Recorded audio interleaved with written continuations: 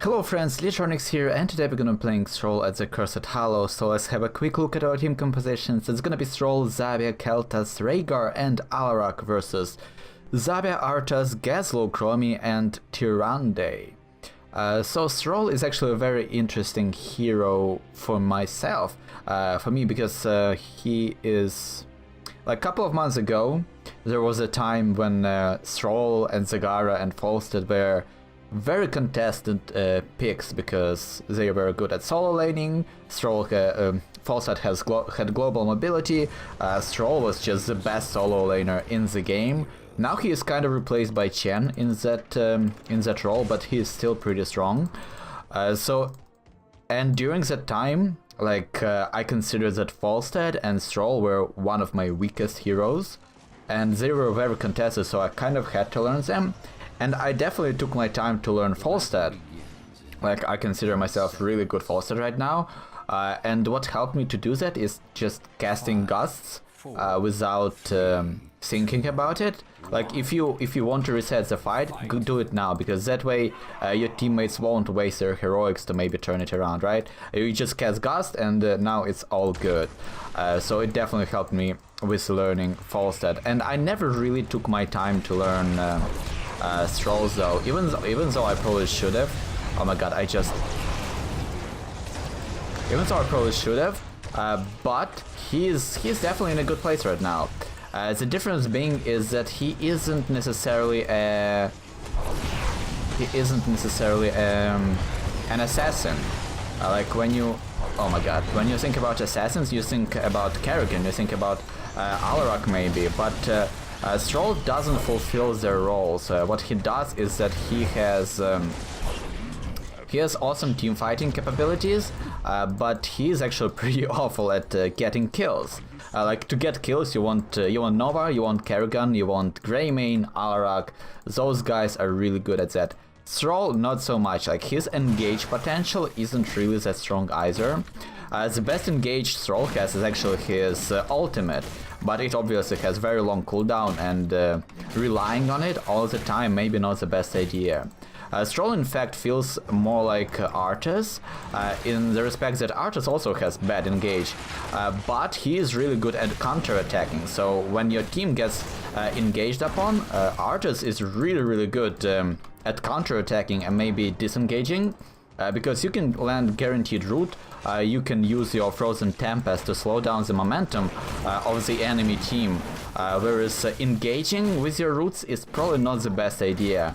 That's kind of the mistakes that you can do as Thrall, engaging with your Feral Spirit.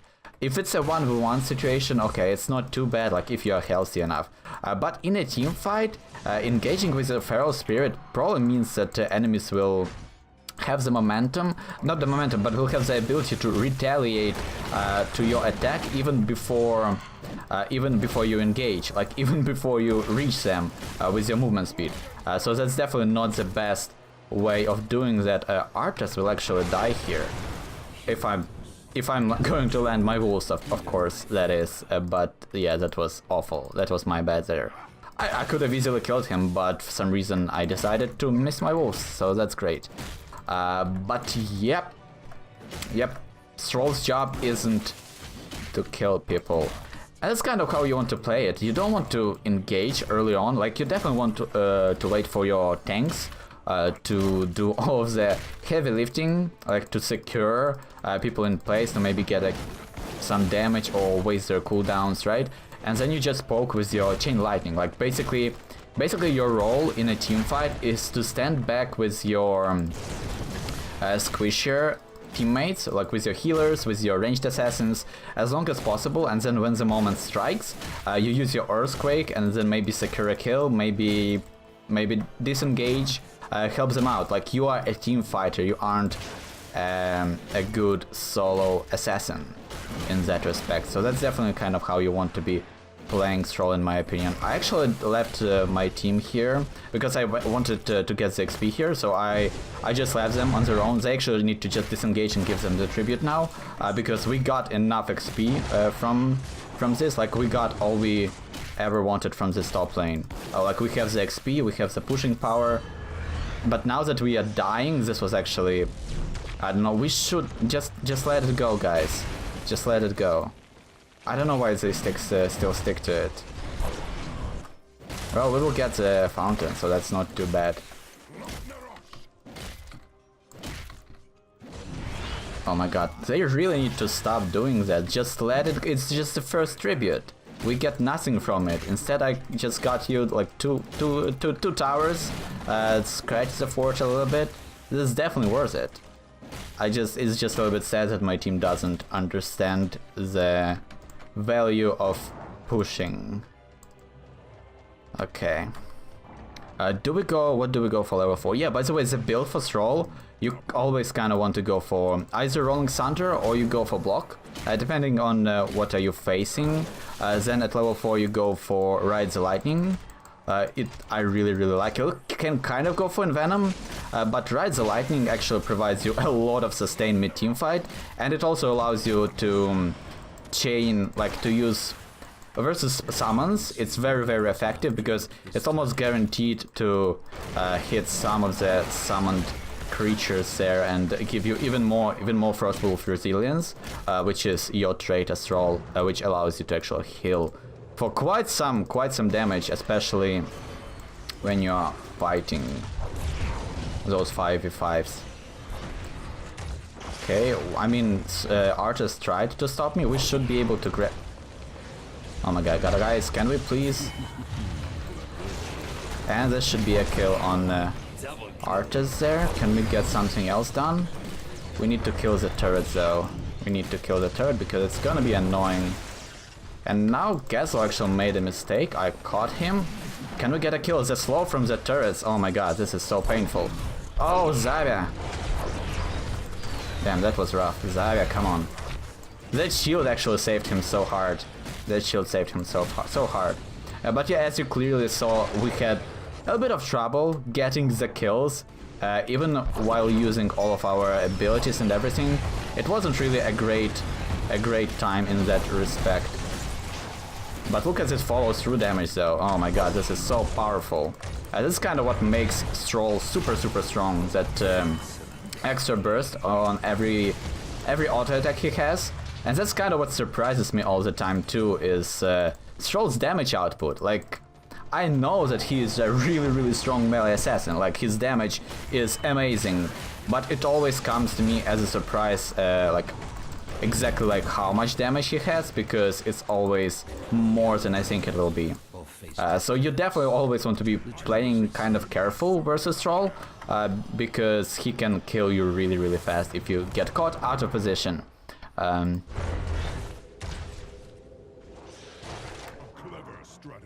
So we need to contest, I mean not contest, but I think we're gonna get this tribute no matter what. We are level 10. Like, by the way, like, they complained about me sitting top, but now we are 2 levels ahead. Obviously it helped that we were getting some kills a bit later on in the later stages of the game, but still you cannot deny the effectiveness of our pushing abilities. Can we actually get this? Oh my god, the root. If we can get another lightning, there we go. The living bomb, chain bomb was actually enough to kill him. So at level 1 we went for Rolling Thunder. Every time it hits something, you can attack it to get some mana back. And it's not necessarily that important to grab it, but it helps. So, like, you see this small spell effects there with the lightning shining like that. So you can just go ahead and attack to get some mana back, which is obviously helpful. Okay, Xayah just decides to trade with us, but we can just overwhelm her with our trade passive. We have so much. Yeah, they won't be able to kill me here, I don't think. I should have enough movement speed with my Wind Fury here to escape whatever they are bringing to us here, so that's not even a big deal. We are still like miles ahead of them in terms of levels. Like, Arthas actually doesn't have his ultimate here, so I'm actually tempted to fight this. Oh no!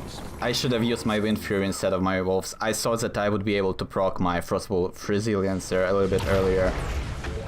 But good job by Arthas committing to that fight and not being afraid. I actually should have won that. Like, as I said, we had the ultimate, they didn't, and me... Oh, that was actually pretty awful. I actually thought that I won that, without a doubt. But I obviously screwed up when I didn't use my Wind Fury for auto attacks, because your Frostwolf Resilience only works with the abilities, so when you land auto attacks, it actually doesn't trigger the Frostwolf Resilience unless you have Wind Fury activated. So me not activating the Wind Fury allowed Archers to survive through everything there. Okay, that was a kill. Can we get some more kills here?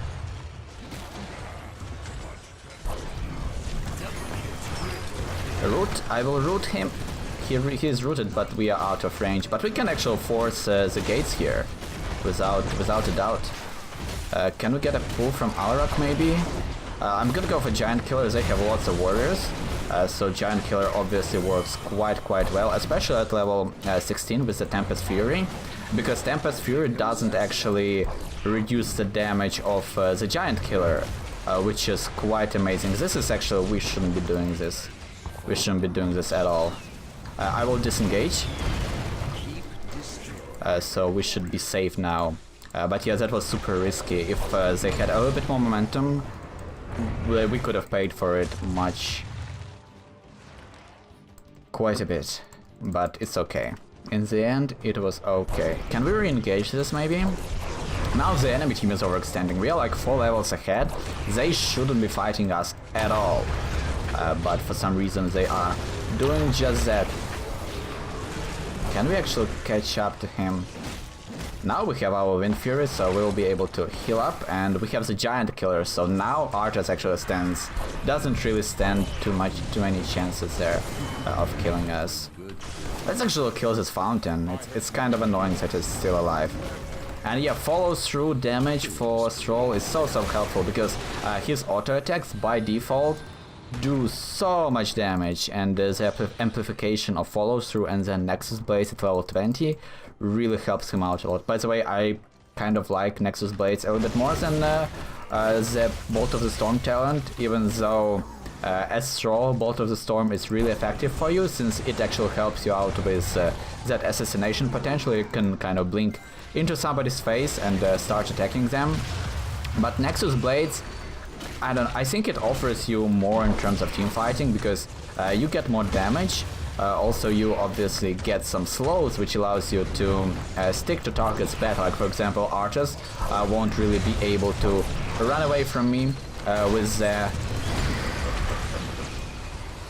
Nexus Blade talent activated. But that was actually a defensive Sundering there. I probably should have casted it maybe a little bit earlier if I wanted to use it offensively. But I wasn't sure that we could have gotten the kills here. But seems like they are just slowly dying. I believe Arthas just kills them with living bombs there. So that's actually pretty funny. It's actually ridiculous that we are able to siege Chromie like this, because she's the hero that excels at stopping the sieges usually. Oh no, but we might have overextended just a little bit here.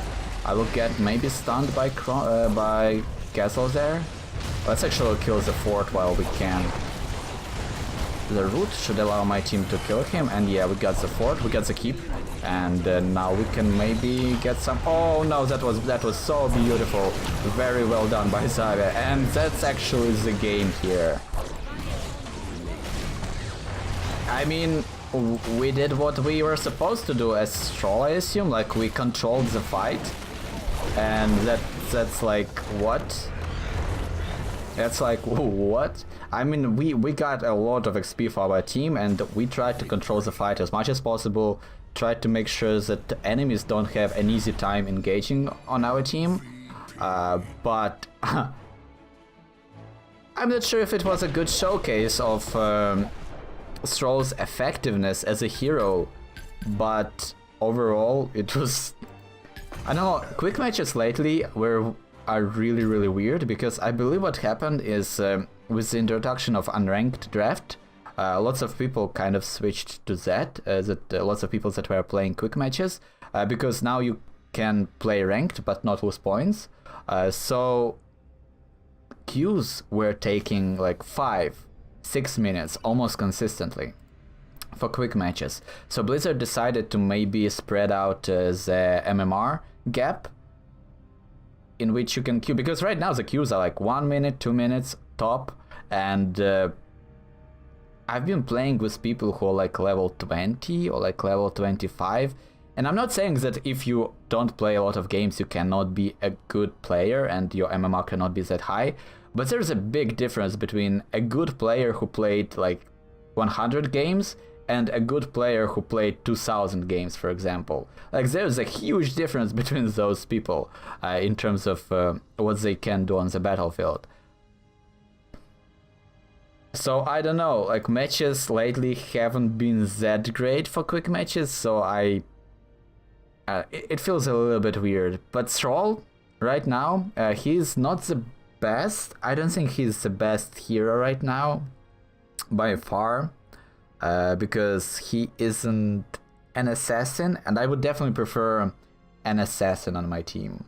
Like, if I had to choose between having a Thrall as an ally or a Kerrigan as an ally, I would definitely go for Kerrigan because she can actually secure kills, even though she is a lot squishier than Thrall and doesn't have that much control over the team fight itself the way Thrall does with his Sundering, with his constant poke. I still kind of prefer her because the poke can be performed by and should be performed by your mages in the first place.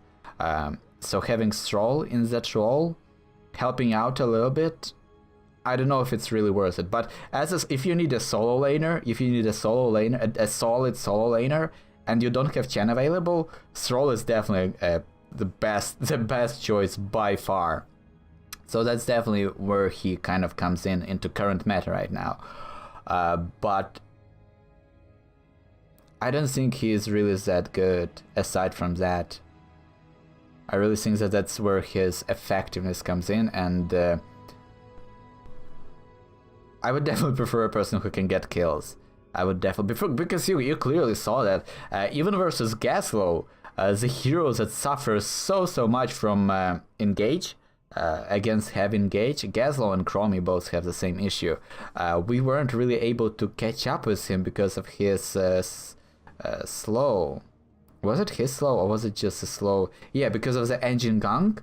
We weren't able to catch up with him when we tried to kill him in the mid lane there, because we were just a little bit too far, and that's where the Bolt of the Storm would have helped us out, right? Because we would have just blinked into him and killed him, but we didn't have it available. So like waiting for level 20 for Thrall to be able to kill people who are trying to run away is probably not the best idea when you're trying to draft a solid team. But if you can actually get to that point of higher levels, Thrall actually becomes a monster, because Nexus Blades really helps him out, Bolt of the Storm also helps him out, and not to mention the fact that with all of the talents that you pick along the way, Thrall procs his traits so often, especially if you go at level 13 for extra procs of Frostwolf Resilience every time you use Wind Fury, and the synergy with Tempest Fury, it makes him so survivable. Alternatively, we went here for Giant Killer because they had healthy targets, they had Archers, they had Zarya. Gasol is relatively healthy, so we definitely got a lot of value from that. We weren't really too much on the hero damage scale, but we didn't really fight that much. Like the very beginning of the game, we spent soaking the top lane to get our team the XP advantage, and that's where they all probably coined like 10,000 hero damage, so that's why we are kind of behind like that. But if the game lasted actually a bit longer, we would have definitely climbed the damage ranks because of our Giant Killer and Tempest Fury combo. Not to mention that Sundering is actually a very good damage tool, because the primary usage for it, as I said before, is you want to disengage and you want to engage, right? But alternative usage is if the team fight is going on and both teams are kind of relatively equal, like you don't necessarily want to disengage yet, just use Sundering on the enemy mage. because what that allows you to do is you now have 1.25 seconds to run up to the mage, just a little bit. Just don't run all the way, but start running to the mage. Maybe wait for like a half a second, then cast your wolves. Now that mage who was stunned a second ago, now he is rooted, or she is rooted on top of that. And now you can actually run up to them using your Wind Fury and start just smacking them with your hammer. And your hammer does a ton of damage together with the follow through, and then you proc the 3 attacks from your Tempest Fury. Now the mage who was at 100% health before you engage them, now they are at like 30-20% health. But that's where kind of Thrall's weakness comes in, because yes, they are that low on health, but you cannot necessarily finish them off. You need somebody else to do it for you. And so because of that, Thrall is very good with when he is synergized with heroes that can get kills, like Nova, Chen. Those guys are really good at securing kills, so you definitely want somebody like that on your team. Obviously, Keltas really did a good job like igniting everybody basically, and those living bombs, chain bombs, were actually able to do the final blows to the enemy team. Admittedly, they did have Tyrande, and Tyrande doesn't really have a good time when she really needs to heal up her teammates.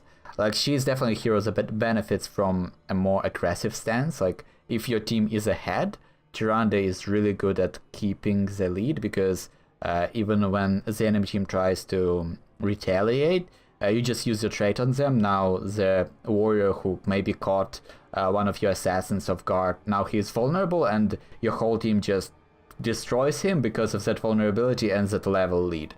So it's kind of how she works. But when Tyrande is behind, it's so hard to come back from it, because she will never have enough healing to sustain her team. So I actually think that that's what kind of crippled them. Obviously, Gaslow, maybe not the best hero on this map. Maybe if he went for bosses, he probably should have went for bosses and tried to solo some bosses with the Robo Goblin. Instead, he tried to teamfight, and they didn't necessarily have a good teamfight composition. They basically had Zarya and Chromie doing damage, and that's it. Whereas on our side, we had Thrall, we had Alarak, we had Keltas, and Zarya. Like, it was so hard for Chromie to compensate for our damage. Like, she would never be able to do as much damage as we do as basically four assassins, maybe bruisers. Some of us, Thrall and Zarya, are bruisers. So that's definitely was a weird match. That was a weird match. But I will take it. So if you enjoyed the video, consider subscribing. If there are some heroes or builds you want to see me playing next, make sure to let me know in the comments. And as always, guys, thank you so much for watching, and see you next time.